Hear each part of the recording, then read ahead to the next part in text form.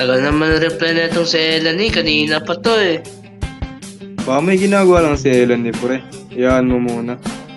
Oo nga tol, no? Baka naantok lang yun. Kasi sabi niya sa akin naantok yun eh. Malay mo pre, ano nga, inaantok, matutulog kaso sa ibang bahay. Uy pre, huwag kang ganyan pre. May tiwala naman ako sa kanya eh. Siguraduhin mo lang na tama yung pagtitiwala mo kay Elanie ah.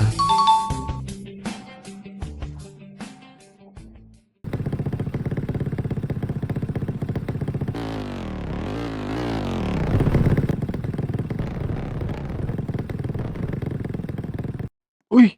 Pre, si Ellen na yun ah! Uy, Fred!